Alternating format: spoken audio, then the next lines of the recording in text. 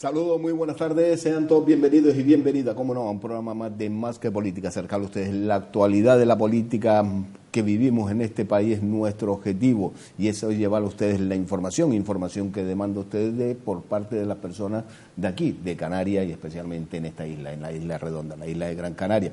Hoy, por la actualidad, cómo se ha conformado, que hoy hemos visto la noticia de esta tarde, ya hace unos minutos, el señor Pedro Sánchez, presidente del Gobierno de España, ya anunciaba quién va a ser el gobierno, el próximo gobierno, las personas que van a conformar ese gobierno. Pues para compartir la actualidad y hacer un balance también de la actualidad en Canarias, pues nos acompaña una persona que, la verdad, por su trayectoria en la política, pues da pie a que lo tengamos en estos platos por su experiencia. Hablamos del señor Roberto Moreno, miembro del Partido Socialista Obrero Español. Muy buenas tardes. Buenas tardes, muchas gracias por contar conmigo. ¿Cómo estamos?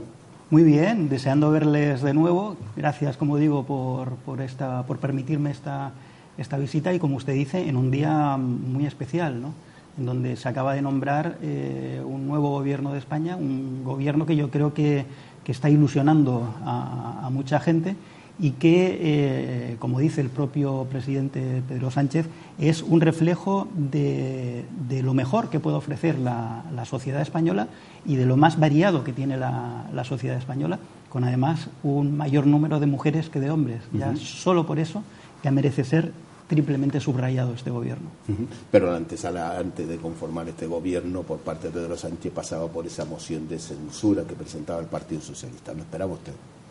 No, sinceramente. Yo creo que el miembro del Partido Socialista, que obviamente que no sea el propio Pedro Sánchez y a lo mejor el secretario de organización del partido y Margarita Robles, es decir, el núcleo muy cercano a él, no se esperaba ese rápido movimiento del viernes anterior de presentar una moción de censura, además con unas características que yo creo que cuando nos serenemos un poco y las cosas vuelvan el gobierno entre a trabajar ya a partir de mañana y tengamos un poco de serenidad en la política española, cuando analicemos aquel movimiento de presentación de la moción de censura, los politólogos van a tener para escribir muchos ensayos.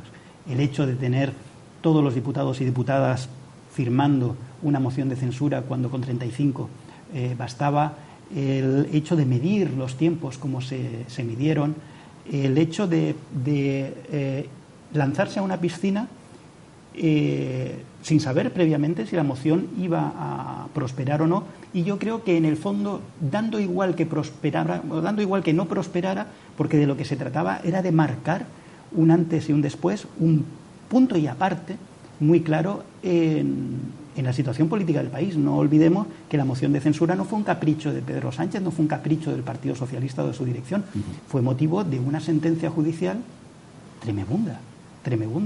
Y todavía quedan casos que están en los juzgados, ¿no? Una sentencia en donde se pone en negro sobre blanco que el testimonio del expresidente del gobierno ya no era de fiar.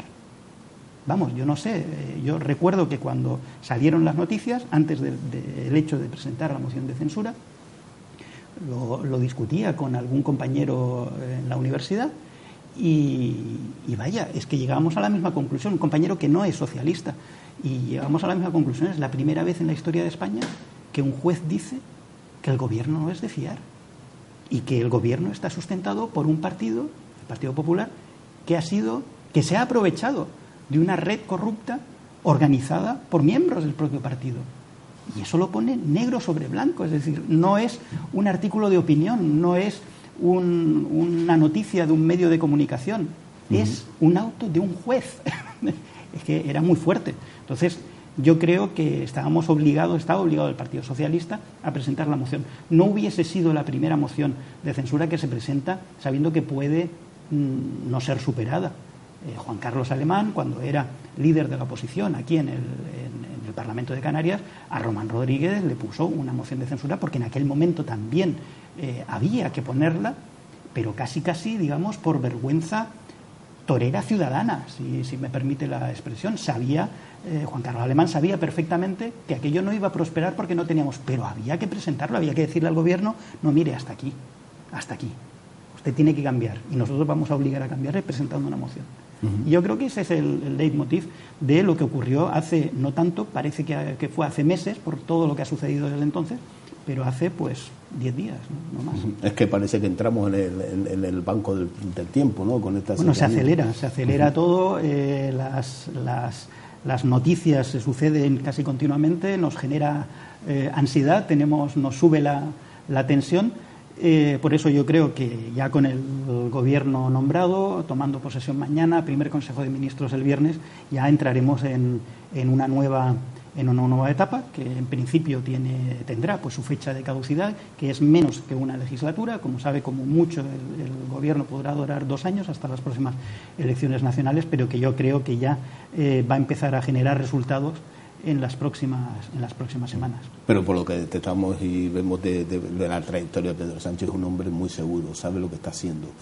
Hablamos porque, acuérdese, si tiramos de la hemeroteca, cuando el Partido Popular no tenía mayoría, no conformaba gobierno y fue Pedro Sánchez el primero en dar ese paso al frente, aunque sabía que no tenía el apoyo, pues daba ese paso al frente ante la pasividad por parte de Mariano Rajoy, en este caso del Partido Popular. Bueno, hay que recordar que Mariano Rajoy le dijo que no al rey, cosa que tampoco habíamos visto nunca en democracia, siendo, o sea, ahora se llenan la boca diciendo que el partido más votado y con mayor representación tiene que gobernar, y él era el cabeza de lista del partido más votado y con más diputados, y se negó a gobernar. Es que parece que nos hemos olvidado, y ocurrió no hace tanto. Pero ahora que no vengan con cuentos, y ellos mismos, el Partido Popular, cuando tuvo que decirle que sí al rey, le dijo que no. Y entonces pues se puso en marcha pues el mecanismo constitucional, el mecanismo que permite la ley, ni más ni menos. Recordando eso, que parece que hace tanto que pasó, pero no hace tanto, lo que pasa es que ha llovido mucho desde entonces y la memoria desgraciadamente a veces nos falla. Simplemente el Partido Socialista y Pedro Sánchez lo que ha hecho es utilizar responsablemente los mecanismos que nuestras leyes nos dan a todos y a todas. Que no somos el partido que más diputados tiene, evidentemente, pero desde luego lo que no era posible era seguir manteniendo un gobierno, y así lo entendieron el resto de fuerzas políticas, a las cuales lo único que se les dijo fue: tú eres libre de apoyar o no la moción de censura, pero bueno, allá tú luego con los electores y allá tú luego con las decisiones políticas que tomen. Pues la situación era insostenible desde el punto de vista judicial para algunos, y desde el punto de vista político, yo creo que para toda la Cámara y para toda España. Un gobierno sustentado por un partido que sigue en los tribunales con una sentencia que dice lo que dice, yo creo que internacionalmente, para empezar, ese día perdió completamente la credibilidad, y ahí en esa credibilidad internacional pues nos jugamos muchísimas cosas en Europa y fuera de Europa también. Por tanto, la moción ha sido el resultado, y el hecho de tener un nuevo gobierno en España pues desde hace unos minutos anunciado es resultado de un ejercicio de responsabilidad. Cuando hablamos de los casos de corrupción, que ha sido el detonante de esa moción de censura, todo vale. Ahí se marcó ya una línea, es decir, hasta aquí se ha acabado. Todo vale, y decir, es que uno se queda sorprendido cuando dice, no, pero es que esto ocurrió hace 15 años, es que solo fueron 2 municipios. Oye, ahí hay algo que se llama responsabilidad. Mientras eso estaba ocurriendo, a usted alguien no le dijo, mire, que el alcalde del municipio, alguien seguro que alguien habrá dicho algo. Yo tengo amigos en el Partido Popular. Yo tengo amigos en muchos partidos, porque obviamente en una democracia y en España no todos pensamos igual, y dentro incluso del mismo partido hay corrientes y pensamientos distintos para solucionar los problemas. Ninguno de mis amigos y amigas del Partido Popular es corrupto. Ninguno de ellos. Pongo la mano en el fuego, yo creo que por todos ellos. Yo creo que han estado tan acongojados y tan avergonzados como sus dirigentes y desde luego como la sociedad española. Yo creo que le ha venido bien al Partido Popular, y yo soy del otro partido, en el bipartidismo, yo soy del PSOE y seguiré siendo del PSOE, le ha venido bien esta catarsis.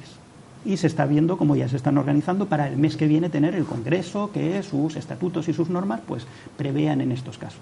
Porque lo que no es de recibo es, para un partido que es importante para España, es la situación a la que le llevaron unos cuantos y los dirigentes de ese partido que no tomaron las medidas que tenían que haber tomado en su momento.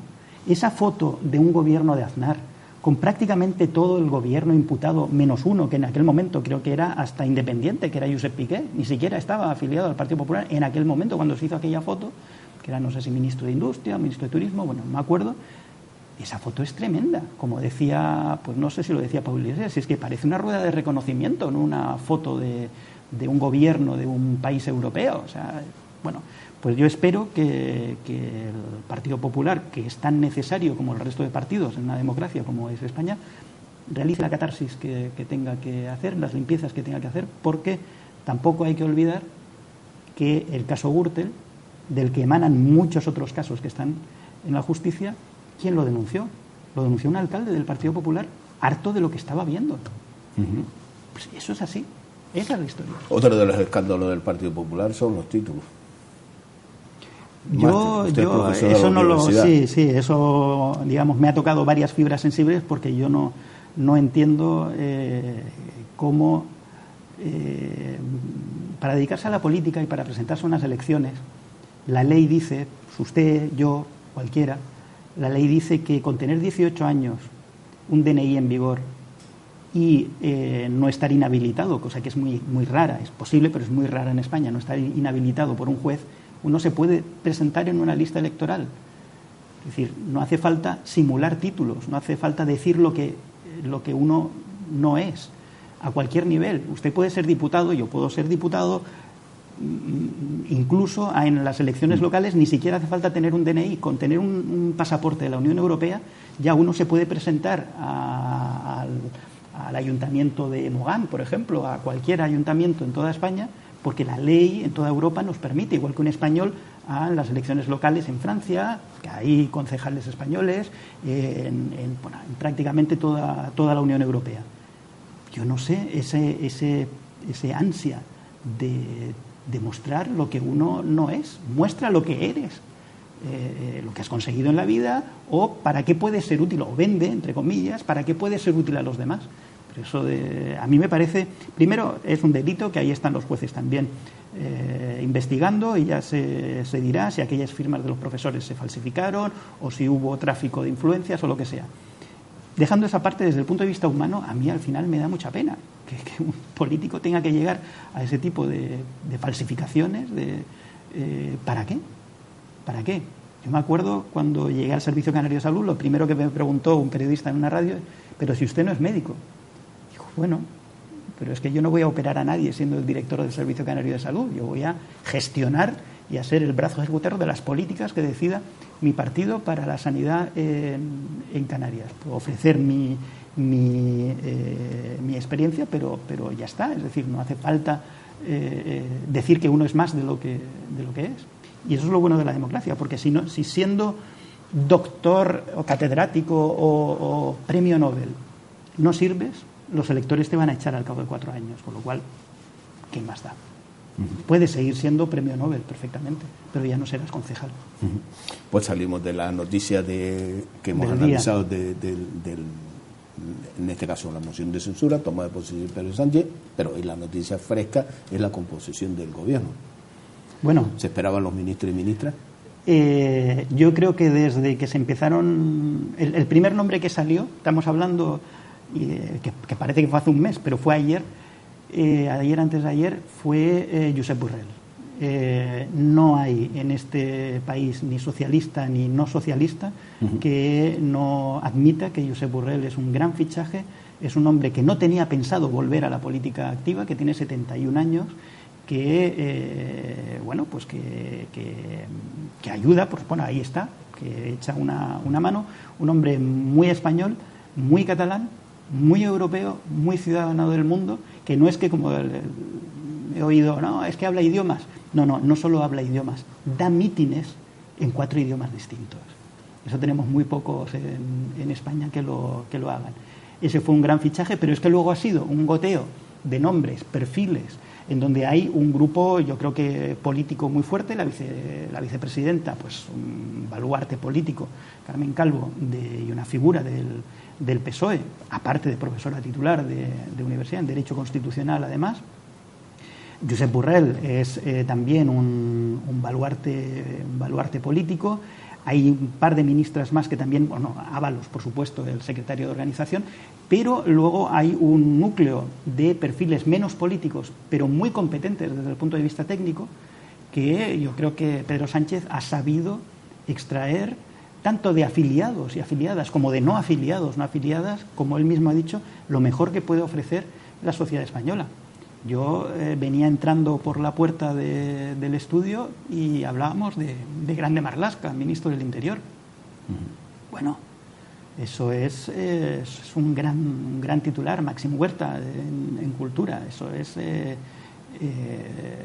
bueno, palabras mayores, ¿no? Yo creo que es un gobierno que espero que dure. Lo menciono por pues, la situación parlamentaria es la que es. Confío en que va a durar lo más posible en estos 2 años de legislatura que queda, pero desde luego que ya ha entrado en la historia política de España solo con esa composición. Ya merece un capítulo propio en la política. Venimos efectivamente de un gobierno saliente muy desgastado, de caras que ya eran conocidas antes de entrar en el gobierno último de Mariano Rajoy, y desembocamos en un gobierno fresco, en un gobierno nuevo, en un gobierno con un rango de edades muy amplio. Yo creo que el mayor es el propio Borrell, 71 años. La más joven no le sé decir, pero bueno, ahí estamos en la cuarentena. Yo creo que el más joven puede ser el propio Pedro Sánchez, ¿eh? Ahora que me estoy pensando, y el más joven puede ser el presidente del gobierno, ¿no? Esto del gobierno, yo digo por la sensibilidad, por cómo se identifica el ciudadano, da igual la ideología política que se identifica con este gobierno, por los nombres que ha puesto sobre la mesa, de la sociedad española, por lo cual ya tiene un respaldo, la sociedad. Yo creo que el momento político en el que está el país ha influido mucho en el presidente del gobierno a la hora de elegir los nombres. Es decir, Pedro Sánchez ha sopesado su capacidad constitucional de nombrar el gobierno en una decisión puramente de él, según la ley, y ha decidido hacer lo más parecido a un reflejo de la sociedad española, en donde, independientemente de la batalla política que puedan tener en el día a día los ministros como ejercientes o como responsables del Poder Ejecutivo, pues con la Cámara, con el Congreso de los Diputados, con los partidos, incluso con la ciudadanía, con nuestras opiniones y demás, independientemente de eso, yo creo que, como usted dice, la sociedad puede verse representada de alguna manera en estos 17, 18 personas con el presidente del gobierno que están siendo noticia no solo en España hoy.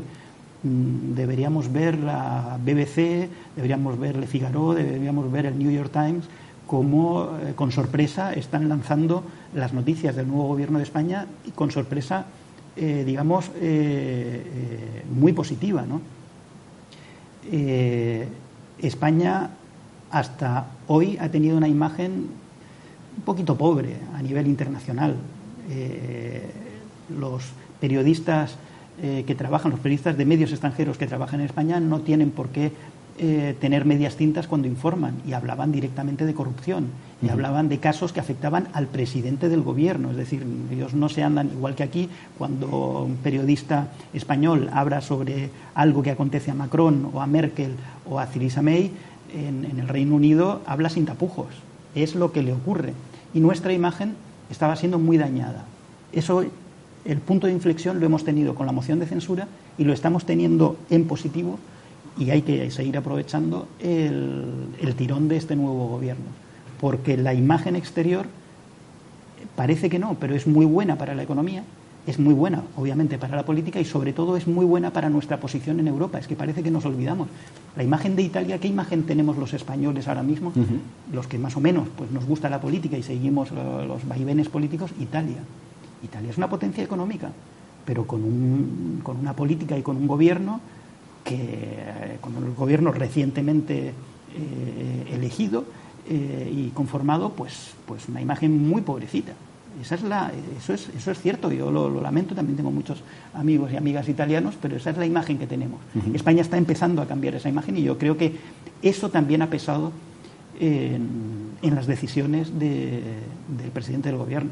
Pero sin duda, el hacer algo que refleje a la sociedad. Y hablando de política internacional, se hablaba de la conformación del gobierno italiano, el cual ya creaba una incertidumbre a la Unión Europea, lo cual este gobierno español, que se esperaba, crea esa estabilidad en la Unión Europea. ¿Cómo sería la cosa para que el presidente de la República le dijera al candidato a primer ministro que él no firmaba, que él no daba el plácet a uno que previamente habían propuesto como ministro de Economía, porque uno de sus objetivos era sacar a Italia del euro? O sea, ¿cómo sería la cosa? Bueno, se habló hasta, el jefe de la Liga 5 Estrellas habló hasta de abrir un proceso de reprobación del presidente, del jefe del Estado. Eso yo creo, en los años que me llevo dedicado a la política, no lo he oído nunca en Europa. O sea, ¿cómo sería la cosa? Para el jefe del Estado es como si el rey, un rey de España dijera, no, mire, yo no firmo, porque lo tiene que firmar el rey, el nombramiento del presidente del gobierno. O sea, tenía que ser la Rioja, o sea que efectivamente. Entre un gobierno euroescéptico como el de Italia, que al final acabará afectando a la economía, un gobierno sólido, pro-europeo, serio, con muchas ganas de trabajar, ni ha bajado la bolsa, ni la prima de riesgo se ha visto afectada, todo lo contrario, está bajando la prima de riesgo. Por lo cual se ha estabilizado la economía en España. Yo creo que sí. Es decir, hombre, es muy poco probable, con la flamante ministra de Economía que tenemos, que viene de ser nada menos que la responsable de presupuestos de la Unión Europea, es muy difícil que se tomen decisiones que no vayan muy acompasadas con el conjunto, con el núcleo duro de la Unión Europea, que es donde España tiene que estar y de donde no debe salir, que es en el conjunto de democracias que deciden la marcha de la Unión Europea. Hoy es el nombramiento y mañana tomarán posesión. Mañana toman posesión y el viernes el primer Consejo de Ministros. Y hay otra cosa que también yo creo que podemos comentar. Yo creo que es un gobierno que se está conformando en tiempo real y todos pendientes de nuestros móviles. Es decir, es cómo ha irrumpido las decisiones políticas en nuestra vida diaria a través de la tecnología. Yo confío y espero que el nuevo gobierno la sepa utilizar bien, por el bien de la ciudadanía, por estar informados, por tener una opinión. Luego cada uno la puede expresar más educadamente o menos educadamente, porque también se han visto cada cosa en Facebook y en Twitter y demás que da un poco de vergüenza ajena, como se puede insultar de esa manera. Pero bueno, la parte buena de la tecnología es que primero se acelera todo muchísimo y segundo estamos todos mucho mejor informados de lo que estábamos hace muy poquito tiempo. Hombre, eso es lo que trae las nuevas tecnologías, ¿no? El mal uso que se le puede dar.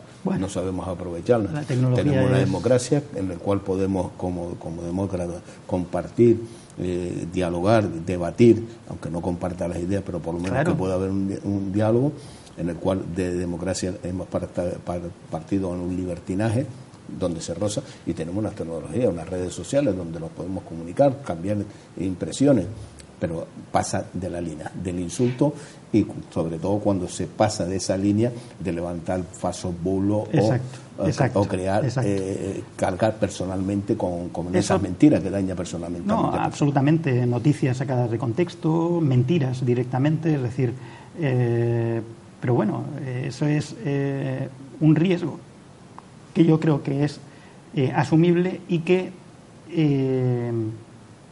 cada vez va a ser menor conforme toda la población nos vayamos, digamos, educando en el uso de esas nuevas tecnologías. Si usted no insulta a nadie o no le llama lo que sea o no se pone hecho una furia cuando discute con alguien o intercambia impresiones, ¿por qué lo hace en Internet?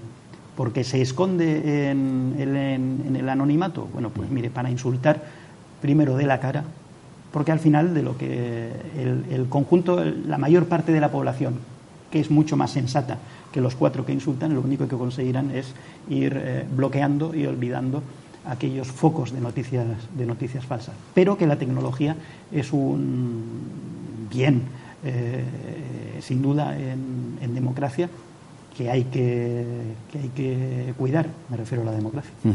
Pero también está usted aquí también como invitado y me gustaría también aprovechar por su experiencia, por sus cargos que ha ostentado de consejero del Cabildo, como ha sido también en el Gobierno de Canarias, como director de Servicio Canario de Salud. Me gustaría hacer un análisis y un balance, por supuesto, de la situación actualmente sanitaria en Canarias y de la política en Canarias. Bueno, tenemos un gobierno en minoría, un gobierno sostenido principalmente por el Partido Popular en Canarias y por los diputados de Casimiro Curbelo, cuyo presidente está pendiente también de una sentencia judicial. Parece que nos olvidamos, pero el caso Grúas está ahí pendiente para los próximos días. Y ya ha habido un grupo político, Podemos, que ha anunciado que podría presentar una moción de censura dependiendo de cómo salga esa sentencia. Es decir, parece que seguimos un camino pues muy parecido, desgraciadamente, al de la política nacional. Era un gobierno sólidamente apoyado por el Partido Socialista hasta diciembre del año 2016, hasta las Navidades de aquel año, en donde el presidente del gobierno, utilizando una excusa espúrea y menor, la discrepancia a la hora de diseñar el plan de inversiones de Canarias, decide cesar a la parte socialista del gobierno. Esa fue la excusa, porque realmente yo creo que tenía pensado desde mucho antes el eliminar a unos socios que le eran incómodos simplemente porque, sinceramente, trabajábamos mucho y sacábamos adelante con muy poco dinero los asuntos primordiales de las áreas en las que estábamos gobernando. En el caso de sanidad, yo, claro, durante todo este año y pico fuera del gobierno, yo me sonrío cada vez que les oigo decir: es que hemos comprado una resonancia magnética para el Hospital de La Palma. Mire, eso lo preparamos los socialistas. Es que hemos invertido en atención primaria. No se ha hecho ninguna nueva inversión en atención primaria. El gran centro de salud, que está a punto de terminarse la obra, creo que ya ha debido ser recepcionada en vecindario, pues eso lo sacamos nosotros a concurso. Es decir, están viviendo de las rentas, pero eso sí, en cuanto nos echaron del gobierno, aparecieron, oh sorpresa, 200 millones de euros más al mes siguiente para el Servicio Canario de Salud. ¿Dónde estaban esos 200 millones que nosotros les habíamos pedido para tener el mismo presupuesto que tenía el Servicio Canario de Salud en el momento inicial de la crisis, en 2008? Simplemente queríamos tener las mismas condiciones económicas, financieras, que 2008 para poder seguir adelante con nuestra planificación de obras y de contratación de personal en atención primaria y en los hospitales en atención especializada. El anterior gobierno había eliminado la inversión en los hospitales. Nosotros la recuperamos. Nos dio tiempo en aquellos 18 meses de recuperar la inversión en los hospitales, para mejorar físicamente los hospitales. No tenían dinero, nosotros lo recuperamos. Bueno, echan a los socialistas, aparecen 200 millones de euros de la noche a la mañana, y las listas de espera, pues ha habido una mejora que ha tardado el actual consejero, cuando era responsable en la sanidad privada, que yo respeto muchísimo, pero eso es lo que dijo cuando era responsable de la sanidad privada, que él con 16 millones de euros solucionaba las listas de espera. Efectivamente. Tiene 200 millones de euros más y no ha solucionado las listas de espera. A lo mejor han bajado un poquito y yo le reconozco el mérito. Después de un año y pico ha logrado que bajen un poquito. Pero ¿qué es lo que ha subido? Que era una matraquilla mía cuando era director del Servicio Canario de Salud: el tiempo de espera. Uno siempre va a tener listas de espera, gente esperando. Yo sé que es tremendo lo que estoy diciendo, pero hay que convencerse. En la pública y en la privada siempre va a haber gente esperando, siempre va a haber. Que espere lo menos posible. Los tiempos de espera que nosotros conseguimos se redujeron en 15 y 20 días. ¿Había lista de espera? Había lista de espera, pero la gente esperaba menos. No es lo mismo que yo esté en lista de espera y me llamen para mañana, que yo esté en lista de espera y me llamen para dentro de un mes. Lista de espera siempre va a haber. Es la espera. De la expresión lista de espera hay que centrarse en la espera, que sea lo menor posible. Y nosotros bajamos en casi un mes la espera en la lista de espera. Y este gobierno ha bajado el número de la lista de espera, pero ha aumentado la espera, con lo cual realmente han hecho un pan con unas tortas, no han solucionado el problema. ¿Realmente usted cree que se ha bajado la lista de espera? Vamos a ver. ¿O se ha utilizado herramientas? Yo he visto en el Servicio Canario de Salud hay un cuadro de mandos que se puede ver casi diariamente, pero que el dato fiable, digamos, se comprueba o se establece de manera mensual, ¿vale? Nosotros dábamos las listas de espera, la situación de la lista de espera por especialidades y la global quirúrgica mensualmente. El anterior gobierno la daba semestralmente, cada 6 meses. Nosotros pasamos a darla mensualmente y ahora el gobierno la vuelve a dar, creo que semestralmente. ¿Por qué semestralmente? Porque es lo que marca la ley. Nosotros fuimos un paso más allá en transparencia. La ley marca cada 6 meses, pero nosotros, como tenemos el dato, vamos a hacerlo público mensualmente. En ese cuadro de mando se ve efectivamente la variación, pues por especialidades, por hospitales, por servicios, por todas las listas de espera. Pero es verdad que puede haber un desfase informático, ¿vale? Un desfase porque hay personas que deben salir, por la razón que sea, de la lista de espera, pero siguen figurando, o lo contrario, que puede haber personas que deban figurar en la lista de espera, pero porque a lo mejor se les ha incluido el día anterior o la hora anterior al momento del cierre, pues no están y sí están, ¿vale? Entonces eso pasa a contar al mes siguiente. Es decir, es complicado, no es nada simple. Yo quiero pensar que no estén utilizando ningún tipo de truco tecnológico para maquillar la lista de espera. Ahora, sí que me llama la atención que bajando la lista de espera, teóricamente, aumente el tiempo de espera. Esos son dos conceptos que o son dos particularidades técnicas que a mí solo me cuadran si hay un servicio o hay una especialidad concreta que está retrasando por alguna razón o aumentando de alguna manera la lista de espera. No lo sé, son dos datos, claro, como no tengo acceso a la información, pues no le puedo decir, pero es muy extraño que baje la lista de espera global y aumente el tiempo de espera. Cuando aumenta el tiempo de espera, aumenta la lista de espera. Porque todos los días entran personas en la lista de espera y todos los días salen personas. Si uno consigue que el tiempo medio y el tiempo mediano, el tiempo que se tarda en atender a la mitad de las personas que están en la lista de espera, se reduzca. Hago este gesto porque me estoy acordando de los gráficos que manejábamos y empezaba el tiempo a contar aquí. Cuanto más pequeña sea esta distancia, menos se tardaba en entrar en quirófano o en tener la prueba. Y luego hay muchas otras cosas que influyen en la lista de espera. No es simple, se lo puedo asegurar, es muy complicado.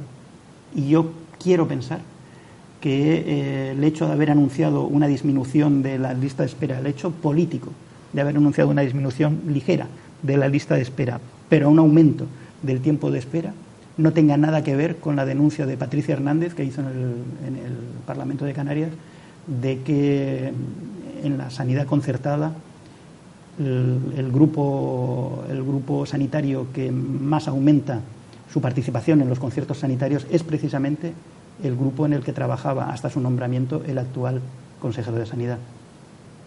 Yo quiero pensar que esas listas de espera disminuidas, ese anuncio, no tiene nada que ver con el dato suministrado por el propio gobierno de que lo que decía Patricia Hernández en el Parlamento de Canarias es así, es cierto. Por lo menos es algo curioso esos datos. Es que llama mucho la atención,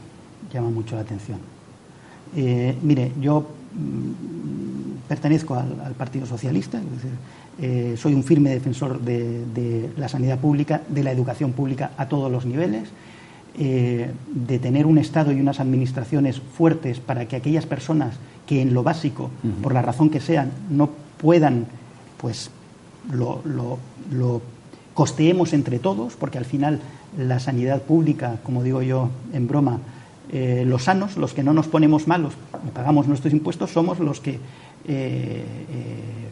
por supuesto y con gusto, costeamos pues la sanidad pública de aquellas personas que desgraciadamente la tienen que utilizar. Pero yo creo que la sanidad privada tiene también un papel.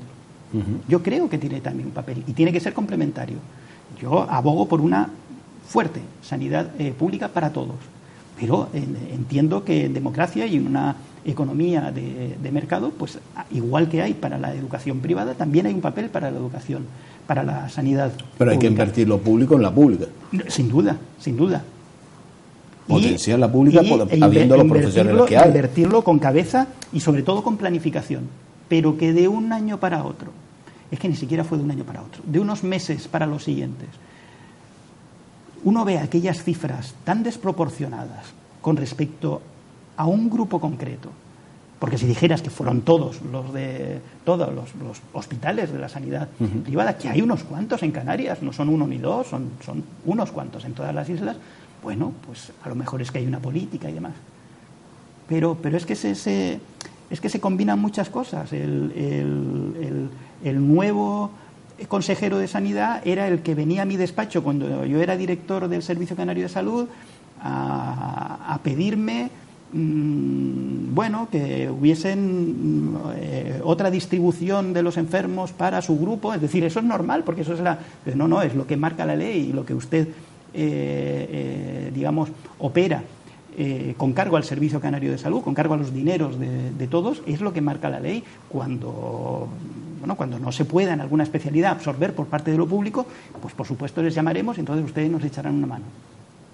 A ese señor lo nombran consejero de Sanidad y a los meses ya hay un claro desequilibrio en positivo hacia un grupo. Mire, a mí me piden, no pienses mal. Digo, hombre, que uno es físico pero no idiota. Es decir, que esas cosas ocurren. Por lo menos con esos datos sobre la mesa y cómo se maneja.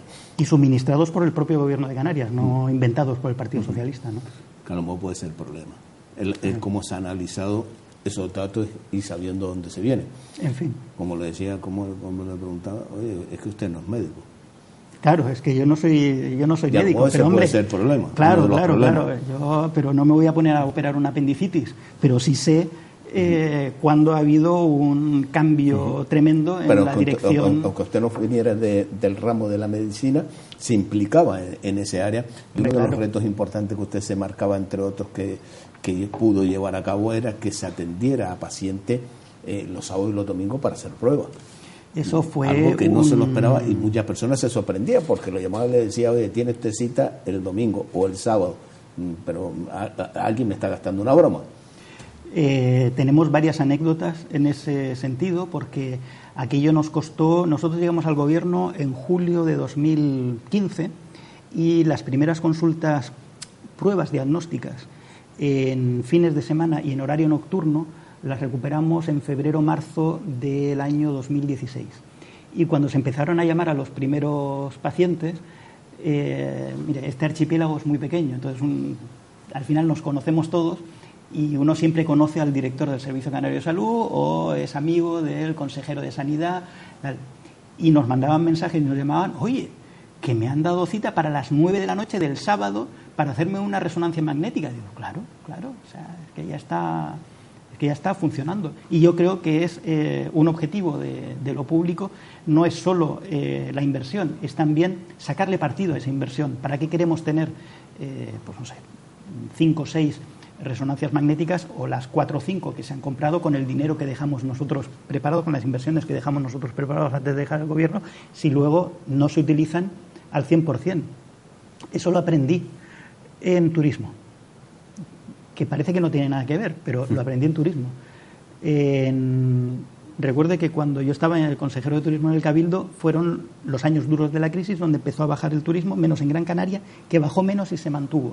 Y fue aquella famosa crisis, entre comillas, del volcán islandés, que desbarató todo el espacio aéreo de Europa. Y los responsables de las líneas aéreas decían, pero hombre, si es que esto es decir, es una desgracia. Pero no podemos cerrar el volcán. Es decir, sí, pero es que los aviones tienen que estar siempre en el aire.